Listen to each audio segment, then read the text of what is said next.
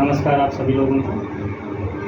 हम लोग next video में जो है आव्यूह की जो समानता होती है उसके बारे में पढ़े थे, उसकी परिभाषा पढ़े थे और उसके बाद जो है उसमें एक एग्जाम्पल हमने आपको बताए थे कि बोर्ड एग्जाम में जो है सवाल जो है यहाँ से पूछा जाता है। हर बार बोर्ड एग्जाम में सवाल वहाँ से आता है, तो हमने उसको बताए थे। उसके आगे की टॉपिक हम लोग यहाँ पर देखते हैं कि किस तरह से आव्यूह का जो जोड़ आता है और उसके बाद व्यवकलन यानी जो घटाना आता है उसको हम लोग कैसे करते हैं। हम आगे बढ़ाते हैं प्रक्रिया को, ध्यान से उसको देखिएगा।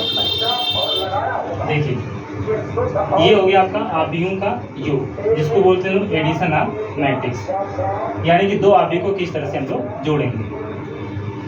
ये हो गया, यदि दो आव्यूह कैपिटल ए बराबर मैट्रिक्स ऑफ ए आई जे और बी बराबर मैट्रिक्स ऑफ बी आई जे एक ही क्रम में हो तो वे योग के लिए सुसंगत होते हैं। कैसे होते हैं? सुसंगत होते हैं, यानी अच्छे होते हैं, तथा इनका योग a प्लस बी से निरूपित करते हैं। यानी जिनको जोड़ना है, जोड़ने के बाद हम इस तरह से इसको निरूपित कर देंगे कि हमें मान जो निकालना है वह a प्लस बी का मान निकालना है। और योग तभी संभव हो सकता है जब कोई आव्यूह का आर्डर यानी क्रम क्या हो, बराबर हो। और वह आपका कैसा होना चाहिए? वह ये आपका 2 गुणे 2 का है तो ये भी 2 गुणे 2 का होना चाहिए।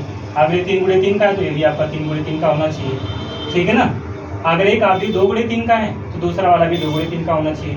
एक आव्यूह 3 गुणे 2 का है तो दूसरा वाला भी 3 गुणे 2 का होना चाहिए, ठीक है ना। तो हम लोग एग्जाम्पल के माध्यम से यहाँ पर समझते हैं। यदि कैपिटल ए बराबर 1 2 3 और 4 5 6, कैपिटल बी बराबर मैट्रिक्स ऑफ 2 -3 और 4 -3 -2 और -1 हो तो ए प्लस बी का मान हमको ज्ञात करना है। हम लोग ये देख रहे हैं कि इसमें R1 है और ये R2 है। इसका मतलब 2 पंक्ति हो गया, C1 C2 और C3, 3 हमारे पास क्या हो गए, कॉलम हो गए। फिर यहाँ पर 2 पंक्ति हो गया और 3 हमारे पास क्या हो गए, कॉलम हो गए। तो हम इसको समझ सकते हैं कि क्या है, 2 गुणे 3 का है। हल करते हैं हम लोग यहाँ पर, देखते इसका सोल्यूशन कैसे आता है। हमको ज्ञात करना है a प्लस बी का मान। तो जो मैट्रिक्स ए है इसका मान हम लोग यहाँ पर लिख देते हैं 1 2 3 4 5 और 6, प्लस जो ये आपका बी है इसको लिख देते हैं 2 -3 4 -3 -2 और -1। जो वैल्यू यहाँ पर दिया गया था इसको हम लोग यहाँ पर लिख दें। अब देखिए, अब क्या करना है इसको, जो 1 था 1 में हम 2 क्या कर देंगे, जोड़ देंगे इस तरह से 1 प्लस 2। फिर 2 में -3 इसको लिखेंगे, फिर इसके बाद 3 में कितना 4 जोड़ेंगे, फिर इसी तरह 4 में -3 तो 4 -3, 5 में -2 तो ये 5 -2 और ये 6 में आपका -1 आ जाएगा। अब इस तरह से हमने लिख दिए। अब इसका प्रोसेस जो करेंगे तो यहाँ पे क्या बचेगा, 2 1 कितना आ जाएगा, 3 आ जाएगा। 2 में से -3 घटा देंगे तो -1 आ जाएगा। 3 में 4 जोड़ेंगे तो 7 आ जाएगा। फिर 4 में से -3 घटा देंगे 1 आ जाएगा। 5 में से 2 घटा देंगे तो 3 बचेगा और 6 में से घटा देंगे तो यह 5 बचेगा। तो हम लोग यहाँ पर पता कर लिए कि a प्लस बी का मान किस तरह से निकालेंगे। कोई पूछेगा इसका आर्डर कैसा आएगा, क्रम कैसा आएगा, तो बता देंगे 2 गुणे 3 का आएगा, ठीक है ना। आगे हम दूसरे एग्जाम्पल को देखते हैं। जो दूसरा एग्जाम्पल है इसमें कुछ नंबर एलिमेंट ऐसे हैं जो कॉम्प्लेक्स हैं, उससे आपको घबराना नहीं है कि कैसे उसको जोड़ना है। उसी तरह से जोड़ेंगे, बहुत आसान है। यदि a बराबर 2 + i -a 3 और 4i तथा b बराबर 1 + i 2i और 3 हो तो a प्लस बी का मान ज्ञात करना है। तो देखिए इसका सलूशन, a प्लस बी का मान ज्ञात करना है। हम लोग a का मान यहाँ पे क्या करते हैं, रख लेते हैं।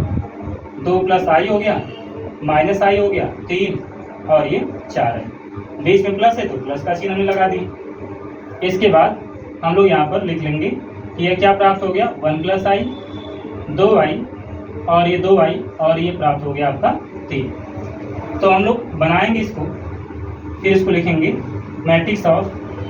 अभी अगर आपको समझ में आ गया है तो इसको हम लोग डायरेक्ट भी कर सकते हैं ना।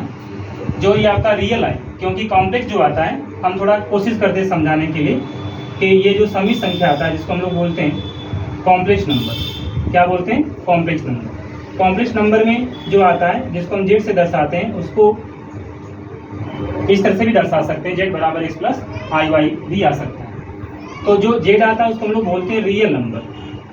क्या बोलते हैं? रियल नंबर बोलते हैं।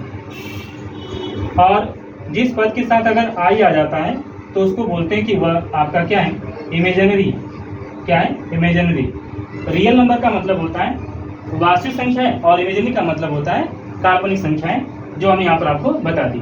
तो यहाँ पर आपको परेशान होने की जरूरत नहीं है। यहाँ पे जो कॉम्प्लेक्स दिया, 2 आपका रियल है और ये आपका इमेजिनरी है। -i भी इमेजिनरी है, 4i भी इमेजिनरी है, i आपका इमेजिनरी है, 1 आपका रियल है, ये भी इमेजिनरी और ये भी इमेजिनरी। यानी जिस पद के साथ आई आ जाए उसको इमेजिनरी बोलते हैं, और जिस पद के साथ अगर आई नहीं आता तो उसको हम लोग रियल बोलते हैं। अब आगे बढ़ते हैं, हम जोड़ लेते हैं। तो 2 और 1 कितना हो जाएगा, 3 हो जाएगा। प्लस का चिन्ह है तो प्लस का चिन्ह लगा देते हैं। यहाँ प्लस आई है और प्लस आई है तो दोनों को जोड़ेंगे तो 2i आ जाएगा।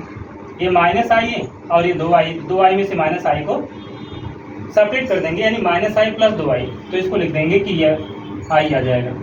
फिर ये प्राप्त हो जाएगा, ये रियल है, रियल के साथ जुड़ेगा तो यहाँ पर 2i नहीं है। कोई पूछेगा कि रियल बनेगा कैसे, तो हम बना सकते हैं इसको 0 प्लस 2i। तो 3 में अगर 0 जोड़ देंगे तो 3 ही मिलेगा। इसका मतलब ये 3 प्लस कितना आ गया, 2i आ गया। दूसरी बात 4i और ये आपका 3 है, इसी प्रकार से इसको भी जोड़ देंगे तो 4i प्लस कितना आ गया, 3 आ गया। तो ये था आपका दूसरा आव्यूह का जो जोड़ था, कॉम्प्लेक्स नंबर को हमने इसको बता दिया। एक चीज़ और यहाँ पर आपका सवाल बनता है, इसी प्रकार से बनता है जो ऋणात्मक आव्यूह आता है, जिसको बोलते हैं नेगेटिव ऑफ मैट्रिक्स। किसी दिए गए आव्यूह कैपिटल A बराबर aij के ऋणात्मक आव्यूह को -a द्वारा क्या करते हैं, निरूपित करते हैं। -a द्वारा क्या करते हैं, निरूपित किया जाता है। तो इसे -a बराबर -a इंटू a लिख सकते हैं, या बराबर -aij यानी मैट्रिक्स ऑफ -aij द्वारा परिभाषित करते हैं। यानी कोई ऐसा आव्यूह होता है जो इस तरह से दिया हो और उसके आगे माइनस लगा दें तो बोलेंगे वह क्या है, बोलेंगे कि वह क्या है, ऋणात्मक आव्यूह है, यानी नेगेटिव आपका मैट्रिक्स है। जैसा कि छोटा सा एग्जांपल लेकर हमने आपको यहाँ पर बताने की कोशिश कर रहे हैं। बाकी इसका एग्जांपल हम जो है बाद में आपको और डिटेल में बता देंगे। हमें ज्ञात करना है -a की वैल्यू, तो हम लोग यहाँ पर ये देख सकते हैं कि -a किस तरह से ज्ञात करते हैं। हम देख रहे हैं कि मैट्रिक्स A का मान हमको मालूम है, तो हम ऐसा करते हैं कि -a को यहाँ पे लिख देते हैं और माइनस लगा देते हैं। जैसे ही माइनस लगा तो कैपिटल A आपका मिला, इस कैपिटल A को हम लोग यहाँ पे लिख देते हैं इस तरह से। तो ये आ गया 1 3 4 और -1 आ गया। तो हम देखें कि जब आव्यूह A का मान यहाँ बैठा दिए और उनका सारा एलिमेंट इसमें रख लिए, तो इसके आगे क्या है, माइनस है। तो हमको ये भी ध्यान देना कि मैट्रिक्स के आगे अगर जो भी माइनस आया है उस माइनस को जब हम अंदर लेकर जाएंगे तो सारे एलिमेंट के साथ उसका क्या होगा, मल्टीप्लाई होगा। ये नहीं कि केवल एक एलिमेंट के साथ हो। इसलिए हम इसको बना सकते हैं कि यह -1 -3 -4 और +1। तो ये था हमारा कौन सा आव्यूह, ऋणात्मक आव्यूह था। आप इसे परेशान मत होइएगा, ये सबके साथ ऐसा होता है। बाकी एग्जाम्पल हम क्वेश्चन और भी आपको बताएंगे। अगर ये समझ में आया होगा तो ठीक है, नहीं समझ में आएगा तो फिर से आप बता दीजिएगा, हम फिर इसको जो है दोबारा बता देंगे।